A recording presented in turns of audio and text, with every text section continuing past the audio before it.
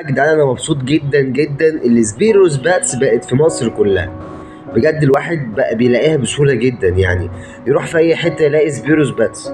يعني هل بقى موجوده في المحافظات ولا لا؟ فده مش عارف، يعني الله اعلم.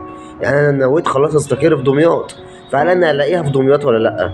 يعني يوم ما خلاص انا يعني كنت بحفي عليها لقيتها الحمد لله مغرقه القاهره كلها. طيب هل بقى موجوده في المحافظات؟